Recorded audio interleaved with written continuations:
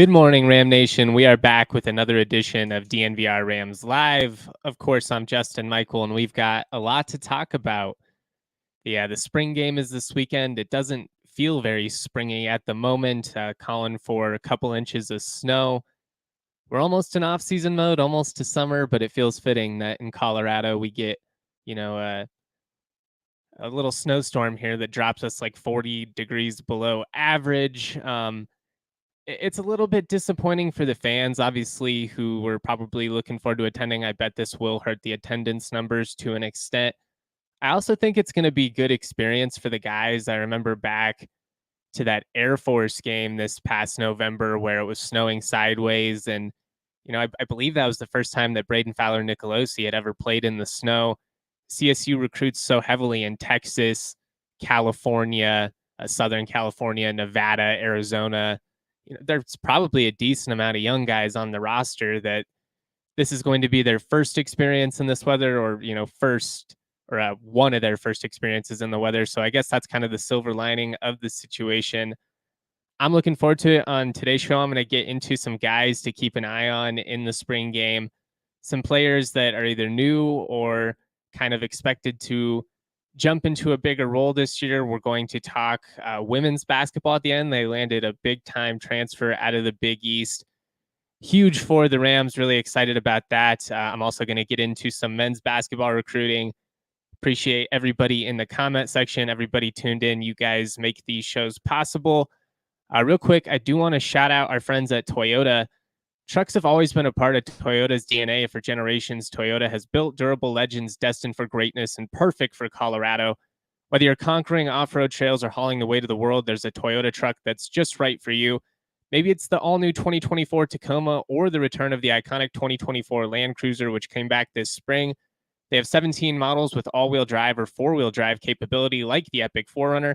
They also offer more low and zero emission vehicles combined than any other automaker to give customers numerous choices to reduce their carbon footprint. They have 16 different hybrid vehicles to choose from, like the Tundra iForce Max hybrid truck. Not to be outdone, Toyota SUVs take command on the road and on the trail, so you can explore the road less traveled without sacrificing smooth city rides in SUVs like the RAV4 and Grand Highlander. Toyota is a proud partner of CSU Athletics and the official vehicle of DNVR. I also want to talk to you guys about the Circa Sportsbook. Right now is a great time to get signed up. Circa Sportsbook gives some of the best lines out there where other books may offer you minus 115, minus 120 splits. Circa is going to get you more like minus 110. They don't limit their players based on winning. Every player has the same limits, unlike books who do limit their players. What's awesome about Circa is their customer service. They're actual people behind the brand, not chatbots. It seems like everybody these days is using AI and chatbots and all kinds of stuff. With Circa, you're going to get a timely response from an actual human being. Download the app at circasports.com. Circa Sports bets can be made only while physically located in the state of Colorado. Must be 21 or older. All rights reserved. Circa Sports Colorado encourages you to gamble responsibly. Gambling problem? Call or text 1-800-GAMBLER or visit problemgamblingcolorado.org. All right, we're going to start with men's basketball because it's been a bit of a tough week. I'm not going to lie. We got the great news that Nico Medved got his new deal. That was official on Monday. So we're feeling pretty good. We're riding high. We knew that we had some big time visits over the weekend with, Trevor Baskin and Kerry Booth. Don't end up landing either of them, unfortunately. Kerry Booth, he ends up committing to Illinois. I don't think it's shocking. I think the fact that they even got him on campus is a win for CSU. I mean, this is a former top 100 player nationally. You hoped that the connection to Colorado, obviously growing up here with his dad working for the Nuggets, now the GM, Calvin Booth, you hoped that would be enough to kind of sway him back. CSU recruited him heavily throughout his high school tenure. So I think the relationships established early in that process were big, with CSU having a chance this time around, along with schools like Texas and Ohio State. I mean, again, just to be in the conversation with some of these programs, that speaks volumes to what CSU is building. You never know in the future. I mean, especially with these multi-time transfers, there's a possibility that you're able to land them down the line. I mean, you never want to abandon hope or, exit communication when it comes to that kind of stuff. You got to always just keep your mind open to what could be possible down the line. With Trevor Baskin, though, that's definitely a tough loss. probably the top D2 player in the portal this cycle. Felt like such a natural fit on multiple levels. First of all, when you look at what the Rams have done with guys making the jump these last couple of years and being able to, have it translate, whether it's Cartier, Joel Scott, or Joe Palmer, all who jumped up from the D2 ranks, Palmer from the D3 ranks, and were able to be really competitive and consistent players at the D1 level. From what I had heard, the visit went really well with Trevor Baskin. I don't think it was a situation like, he hated us or anything like that. I mean, it came down to CSU and CU, obviously. But I do think there was some family pressure for him to choose Boulder, just kind of based on what I've heard, some ties. I know his dad, kind of a Boulder guy. That makes a lot of sense. They live in Arvada. It's an easier drive. He's been out on the Western Slope these last couple of years. I'm sure having that be a part of the equation, you never know, just being able to go to the games a little bit easier, what ultimately would have swung the decision. I don't think that CU is going to be like a killer program in the Big 12. I'm not trying to throw shade or anything like that. I've been pretty honest. I think that move from a football perspective makes quite a bit of sense. I don't think they ever really found their footing in the Pac-12, or just like an identity. It just didn't really feel natural to me, and maybe that's my bias of growing up when I did in the 90s and early 2000s and having the original Big 12, but it made a lot of sense to me from the football standpoint. Hoops wise, Tad Boyle, I mean, he really elevated the program in the Pac-12, and they had more success than what they historically did in the Big 12. That conference, typically the best league in America anyways, and has only gotten deeper with it, the additions of schools like Arizona. I think the sledding is going to be very tough. That's all I'm saying in the Big 12. Maybe he wants that challenge, though. Maybe he wants to prove himself like a Dalton Connect, who went from Northern Colorado to Tennessee, obviously was the SEC Player of the Year. Now he's going to be an NBA lottery pick. There are a lot of benefits to getting to compete at that level, on that stage. You're going to get a lot of national attention. You're going to get games on ESPN. You're going to be playing schools like Kansas and Houston. And I mean, if you perform against teams like that, it's certainly going to help your cause. He just felt like such a good fit with what we did offensively. A guy with length and versatility, could put the ball on the floor. I could score at all three levels. Really, I mean, his senior year especially was super impressive. And it's been tough when it comes to in-state recruiting for us under Medved. I would say that's the one area where we have not had a ton of success. We've pulled guys like Roddy out of the Midwest pretty consistently over Power 5 programs. Isaiah Stevens, we've had success in Texas, Arizona. When it comes to the local guys, we have not had a ton of success. I mean, there have been 4 or 5 examples now where we've been in on them, recruited them for a long time. I felt like we had a good chance. And then, in the end, the bright lights, the flash of CU ultimately pulls them over. I get it. Like, especially with some of these young kids, they get caught up in the facilities, and it is a gorgeous facility that they have there over at the CU Event Center. I think it looks a lot prettier when you're touring it than it does in terms of like the actual in-game atmosphere. I've never felt like basketball, the atmosphere is that great there. That said, I get it. You've got Nike. I mean, that's another area I think that really does hurt us when it comes to recruiting, especially on the hoop side. I understand why CSU signed with Under Armour back in the day. And I understand why they've re-upped a couple of times. Under Armour has made CSU a priority in terms of giving us some customized uniforms and not just having like stock jerseys like we did back in the day. That said, when it comes to shoes and cleats, especially, the guys, they're not into it. And, frankly, as a sneakerhead, I'm not either. I'll wear Under Armour polos. I'll wear Under Armour sweats. I'm wearing Under Armour sweats right now, hoodies and all that. But when it comes to the recruiting wars, it really would benefit us to be a Nike school, even Adidas at this point. And I really think that we could use some renovations to Moby, just in terms of modernizing it. It's an incredible atmosphere, especially when it's packed and rocking. But if you're touring it, you got to remember they're just going to be on campus. It's going to, be an empty gym. And when you look at it, it looks old. It's kind of outdated. They've done great stuff with getting the locker rooms upgraded in recent years. I just think there are some steps we can take institutionally, especially because we are investing in this program. We believe in what Nico Medved is building. You made that evident with the significant raise that you gave him this new deal. Now you want to take that to the next level and really just further that commitment to hoops. I'm not panicked at all about the state of CSU basketball. I've seen some tweets, and I understand it. Again, it's tough when you have back to back to back, recruiting blows, guys you were in on that all end up elsewhere.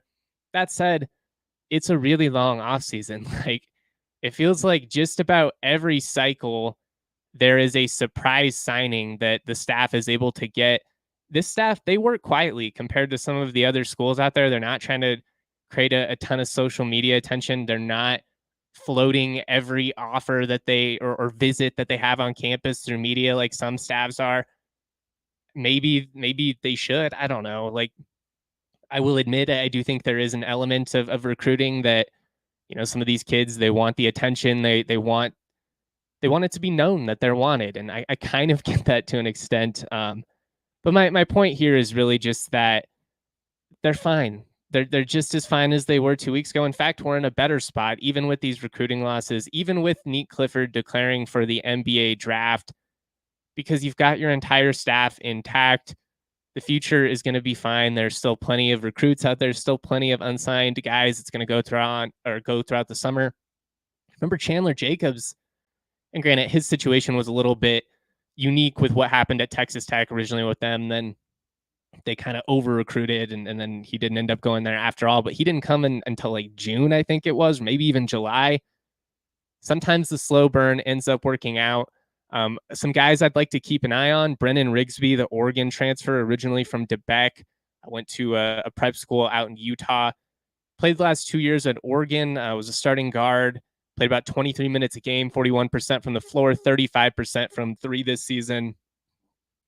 I really like this guy's game, man. Like, he did cool off as the season went on, and I think some of that had to do with what allowed Oregon to have some success stylistically. They really started playing through the big guys and kind of leaning on that paint game. But, Rigsby is a guy that can put the ball on the floor. He's really athletic. I was watching the game against Michigan last year, 9-16 against Georgia, a couple of big games in conference play as well against Washington State, against Oregon State. I like him as a fit for CSU on multiple levels. Obviously a Colorado kid. You hope that he would want to come home.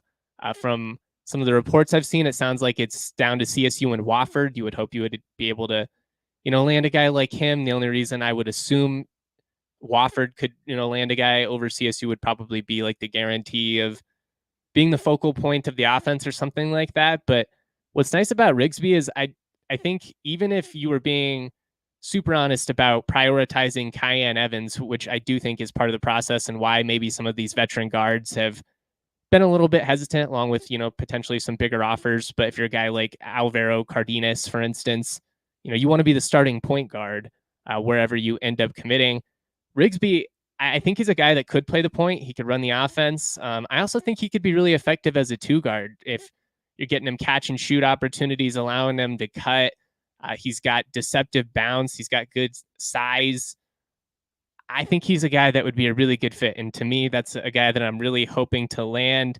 We'll see what happens. I think Grant Newell, I saw reportedly the Cal transfer 6'9" forward. He's going to be on campus at some point. I think Keller, the Wake Forest transfer, is going to be here at some point if he hasn't already. I would really like to land him as well. But patience, guys. It's going to be okay. The staff always surprises us. And honestly, the work you do retaining your players is sometimes as important, if not more important, than the work you do in the portal. And you're able to keep the majority of the guys you really wanted to build around. Now, Tavy Jackson, I don't mean this as a slight at him, but him leaving was not surprising to me. I would say the only surprise departure that you would view as like a very significant loss would be Kyle Evans. I just really believe he's going to be super good. Him leaving has nothing to do, though, with like fit. It's personal stuff. As far as I know, I don't want to comment on that because, again, that's family stuff. I want to be respectful of that. They're in a really good spot. You keep Cayenne Evans. You keep Rashawn Bemba. You can build around these pieces, and there's still really exciting potential for this team. I will admit the loss of Neat Clifford is a bummer. He's going to go through that pre-draft process. It sounds like the door to him returning is still technically open. He did sign with agents, but Nico Medved went on Brady Hole's show and said that there is still that possibility of him going through the combine and getting feedback and then coming back. He would have to do so by June 6th. That said, I did see other reports that he signed with agents, so they would have to be NCAA certified. Otherwise, if they're not, then that door is closed. My gut is that he'll go for it, that he'll remain in the draft for a couple of reasons. Some of that is what I'm hearing. I've heard that he was kind of on the fence about coming back to school, just kind of wanted to move on with his life at this point, is over it. He's going to be a professional basketball player. I get that desire. I mean, I'm not trying to compare myself or my situation to the NBA, but I can relate to that in a little bit, just that I was working professionally in the field at the end of my collegiate career.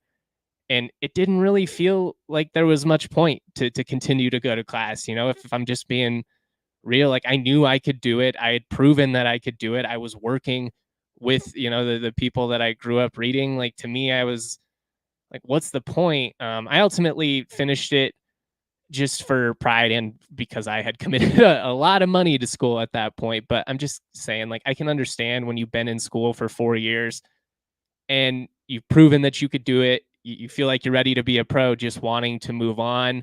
He certainly has pro traits and pro athleticism. I personally think that he really would have benefited from another year in the system, another year of an opportunity to refine his offensive game. He's a guy who, when you look, I mean, he had an awesome year, really revitalized his image after kind of a down year at CU, and I mean that from a basketball perspective. Doubled his points per game, 7.6 rebounds per game, led the Mountain West in defensive rebounds, was one of the, if not the best one-on-one defender in the league. He's got bounce for days. He can shoot the ball, although, kind of streaky at the end. I do think having another season of just kind of proving that he can shoot the three ball at the level that he shot it in November and December would have benefited him. That said, in a really weak draft class, and this is considered one of the weaker NBA draft classes that there's been in a long time, and I know much more about the NFL draft than the NBA draft, but just based on everything I'm hearing, I listen to all the experts break it down. They've been talking about that for months, how weak this class is going to be. I could see Nate Clifford going in that David Roddy range because he's got so much upside. He's got the size, he's got the athleticism. Like I really could understand how a team could fall in love with that. Now, I think he needs to work on his handle. I think he needs to be a more consistent shooter. I mean, there's a lot of work that's going to have to be put in, but especially with what these teams are doing and kind of their drafting philosophies, where it's become less about are you a proven commodity for an extended period of time, or do we think you have a really high ceiling? You see it with the Nuggets. They drafted a guy like Peyton Watson who scored like 2 points a game for UCLA. I mean, he basically did not play, and now he's one of the most important pieces in the Nuggets rotation. It's a unique situation. I hope he comes back because it certainly elevates CSU ceiling. I think he would be in the conversation for Mountain, preseason front runner for Mountain West Player of the Year, along with a couple other guys. Certainly could be an first team all conference type player with the right season. But regardless, it was such a fun story. I'm super glad that we got to see him in Fort Collins. He was such a massive piece in our success, and had some really big performances when the Rams needed it. Was great in the game against CU. I mean, that game against Nevada and Vegas, I'll never forget that. He was just all over the place making plays. I had so much fun watching him. Was really hoping we get at least one more season of watching him. Maybe we will. But I do just kind of want to set everybody up, to not be let down, I guess is what I'm trying to say. So I expect him to go pro. Just being real with you guys. That's my gut. That's not me like reporting that officially that is what he intends to do. There's no chance of him coming back, but that is my gut feeling, is that he will go pro and that his collegiate career will be done. But like I said, it was just cool to see him in Fort Collins. I remember when the staff was recruiting him out of high school, they wanted him bad. Wyoming, CSU, CU, they all were on him hard. He ended up at Boulder. It wasn't the right fit. Ends up, going full circle, coming to CSU, playing alongside with some of his Colorado Springs buddies from his childhood. And it was just a really cool story. So I wish him nothing but the best. I'll be rocking a Neat Clifford jersey because I firmly believe that he is an NBA player, whether it be this year or the year after. For CSU's sake, we'll say we hope it's the year after, just so we can get one more year out of him. But either way, he is a pro, and you wish him well. Right now, I could use an ice cold Breck brew, mostly because I'm thirsty, not because it's it's a little early. What's awesome about Breckenridge Brewery is they have a love and a passion for what they do. They've been doing it for over 30 years. It all comes down to that. Join us at the Breckenridge Brewery Farmhouse for our live Broncos draft show on the 25th. I'll be there. Super Bowl 50 champion Todd Davis will be there. Hank will be there. RK will be there. Dre will be there. There'll be giveaways, swag. Representatives from Raising Cane's will be there. So it's going to be an awesome time. Check out that Breck Beer locator at breckbrew.com to find a brew near you. Now is also a good time to sign up with Fubo. We've got the playoffs coming up. Playoffs, 140 plus channels of sports shows, movies, and news. Stream live TV from any device. Watch the most Colorado sports for the lowest price. Start watching immediately with a free trial, no contract, no cable, no hassle. Just sign up and start watching. You're going to get 1,000 hours of cloud DVR included at no extra charge. The Colorado Rockies are on Fubo. It's harder than ever to watch them. Not with Fubo, though. Go to FuboTV.com/DNVR. Sign up for 15% off your first month of Fubo Pro.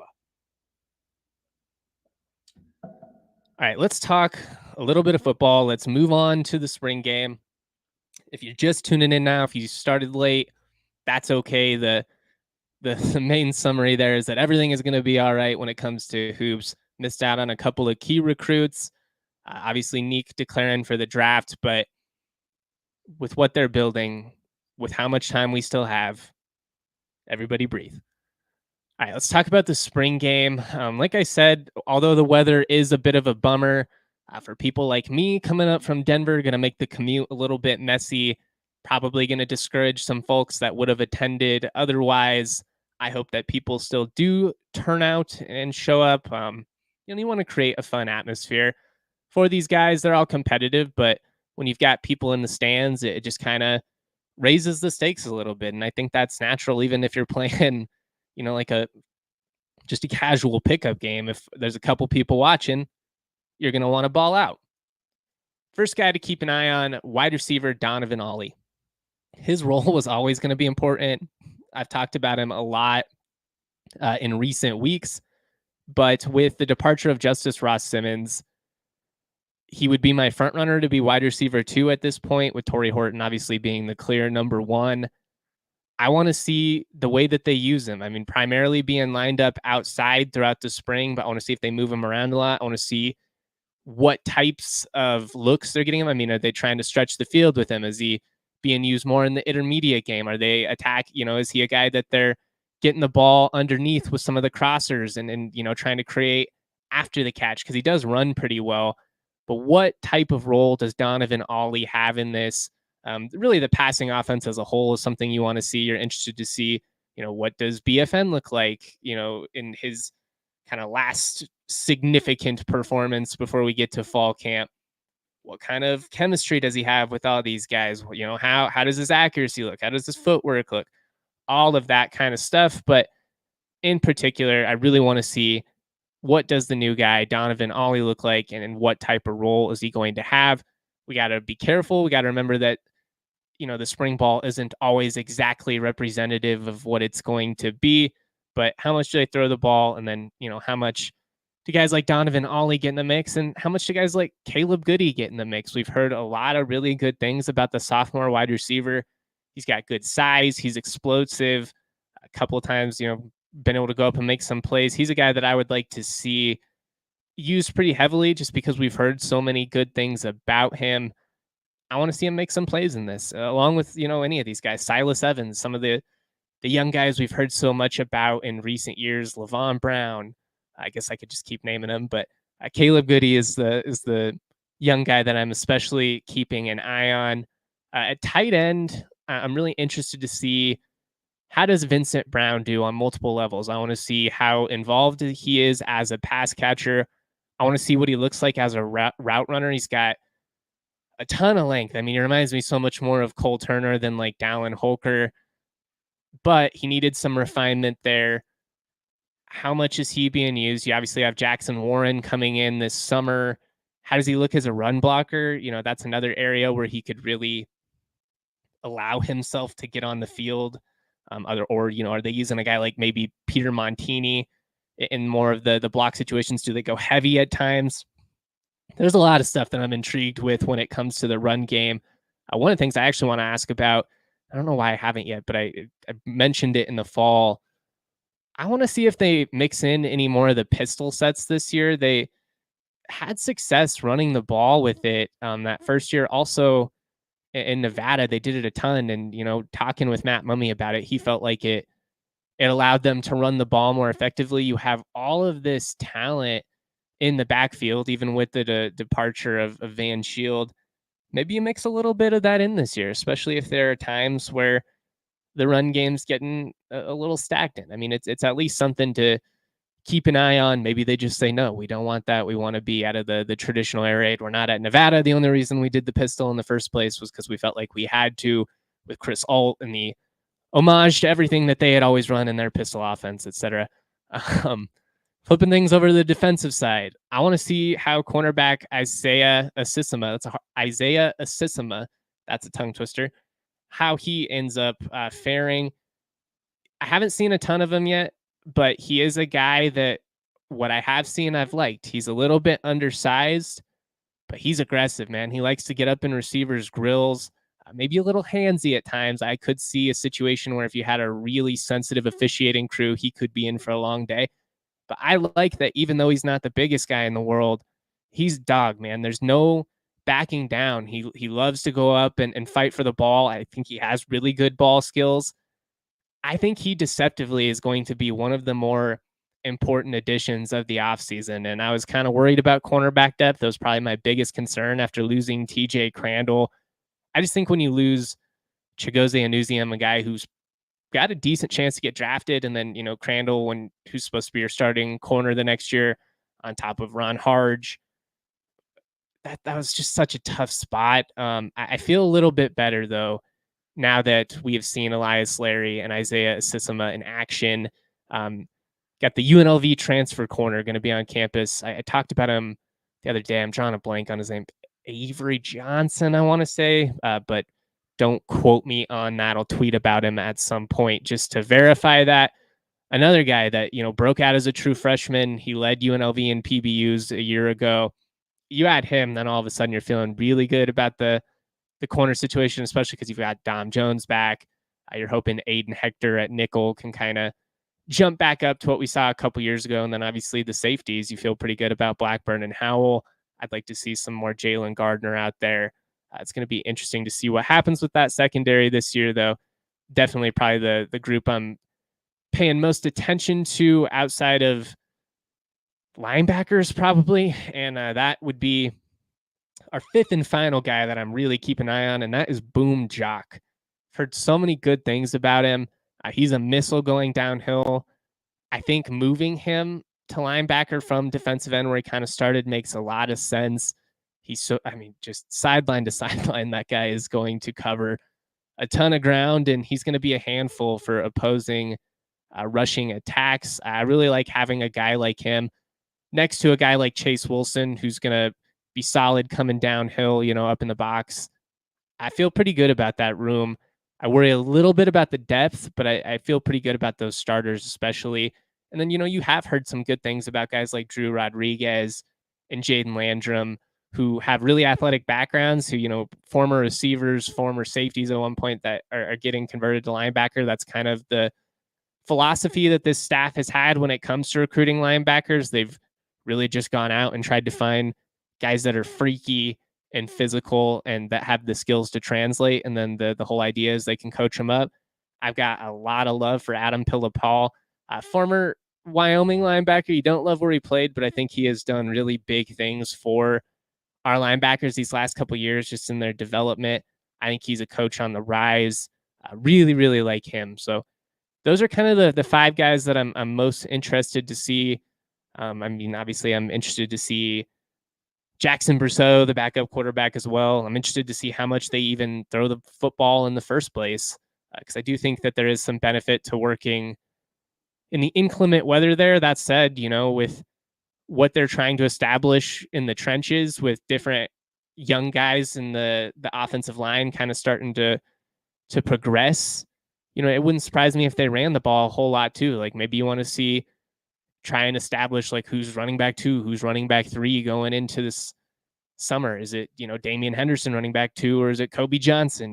What kind of role does Avery Morrow have? There's a lot of things to be determined. Who's going to be the starting guards? Do you move somebody like Drew Moss inside if one of the young guys pops outside, or do you lean on the young guys on the inside and trust your vets on the outside? They've got a lot of possibilities. What feels nice is last year, if somebody would have went down, as good as that offensive line was, you would have been pretty screwed, to be honest. Like maybe a guy like Bobby Lawrence could have came in and played swing tackle for a small instance, or maybe Karras, one of the young guys later in the year, could have stepped up for you, but they would not have been in a good spot in 2 years. I mean, 2 years ago, we remember exactly how much of a disaster the offensive line was. What feels nice now is I think you've really got like 9 guys that you feel pretty good about and think realistically could start for you.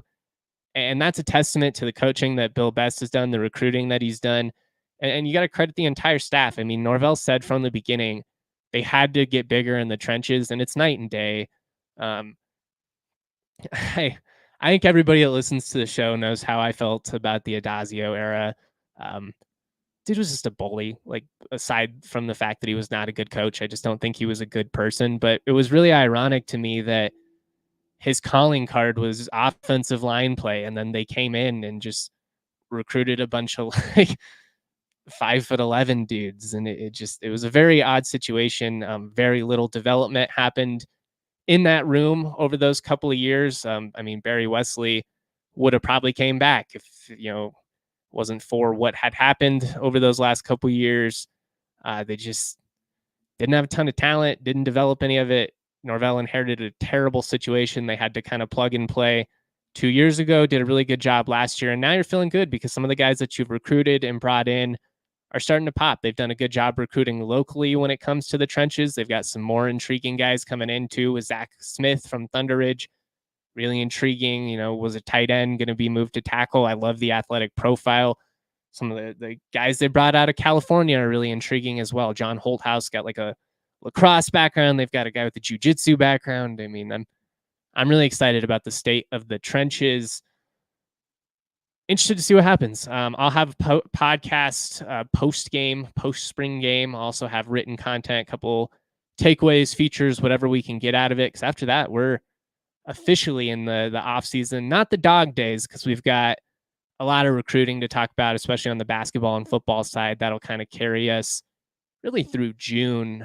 July, it starts to get a little tough. If you guys have anything you'd love to hear me talk about this offseason, I'm certainly open to suggestions. Throw them my way. If you want any guests, throw them out as well. I know we're going to get Susie Wargen on the pod at some point. I'm going to get John Weber on the pod. A lot of good stuff in the works. We're going to wrap up here with some women's basketball thoughts. Take a quick break real quick, drink a little bit of water. All right. Women's basketball is not my beat. I try and talk about it as much as I can because I just love basketball as a sport. Watching McKenna Hofschild these last years was such a treat. And what's awesome is there's another really intriguing talent coming to town. The Rams landed Emma Ronsick, our sister Hannah, obviously already on the team. Major recruiting win for the Rams. She played at Creighton, starred in the Big East, could play. And I mean, she could play pretty much anywhere in the country. Like maybe she's not starting for a South Carolina or something like that, but very few teams in the country would have passed on Emma. 6'1", really athletic forward, scored over 1,600 points in her career, 47% from the field, 35% 3-point, 81% from the line, has pulled down 5 boards a game. as good as CSU has been and as much skill as they've had, I think the one area where they've really been lacking and the area where they've been susceptible to teams like Wyoming and San Diego State, UNLV, is the athletic and size gap. We've just been small. And to add a 6'1" forward that can put it on the floor, that can bang a little bit in the paint, that can stretch the floor as well, it's huge for the Rams, especially with the departure of McKenna. I mean, you're adding a legit scorer, and obviously she's going to have the chemistry with her sister. That's going to be a lot of fun. This is big. This is big. I was a little bit worried going into next year.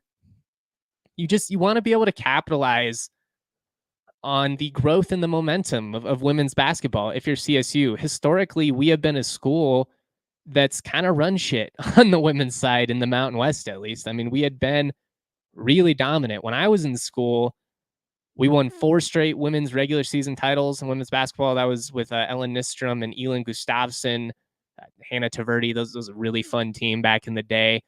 I think CSU volleyball was something like 59-5 my first 2 years on campus. I mean, they were awesome the entire time, but like truly, truly dominant.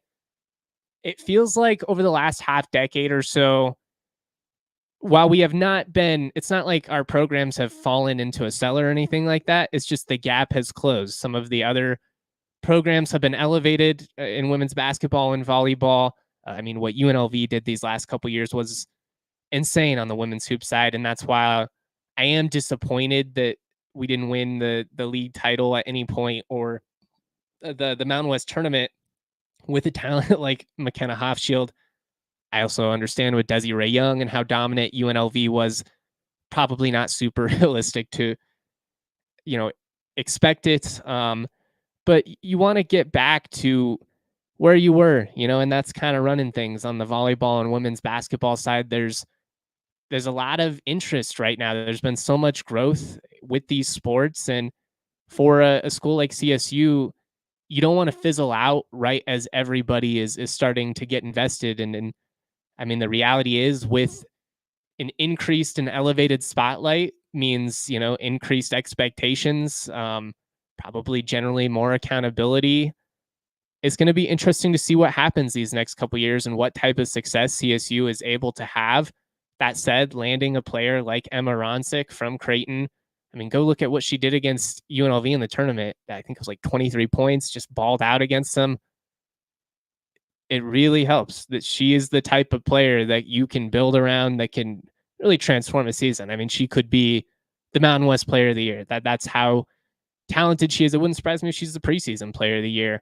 I'm really looking forward to seeing what happens. I'm looking forward to, being back in Fort Collins full time and, being able to attend some of these games and seeing how this team progresses. So big year coming up for hoops on the men's and women's side. Really want to kind of take advantage of the success we've established in recent years and take it to the next level. That's the hope, at least. And then obviously with football, I don't even think it needs to be said, but it's a huge year. Year 3 for the staff. You've got to win. You got 7 home games. Both your rivalry games are at home. You're playing 6 first-year coaches. You got the best, if one of the best, players in the league is back. The pressure's on. The pressure is definitely on. Looking forward to the spring game. I appreciate everybody for tuning in with us this morning. You guys are awesome. If you missed, we also went live yesterday afternoon, broke down what some of the NFL draft experts are saying about Mo Camara. Guys like Daniel Jeremiah don't think that he will get out of day 2, so will be a 3rd round pick at worst. I think he's going in the 2nd round. I'm just going to call my shot now. I think he's going to be a late 2nd round pick. I just think somebody's going to fall in love with that motor, with that relentlessness. And frankly, he's a damn good pass rusher, despite not being, the most overtly massive dude in the world. He's really explosive, really strong. Got the grit run in the morning as well. Shout out to all of you doing that. If you're not participating, you can still donate as well. Really cool event that CSU does to generate funds for cystic fibrosis. Yeah. Much love, y'all. I hope everybody stays safe out there. Stay warm. Always proud to be. Peace. We all silly like the man.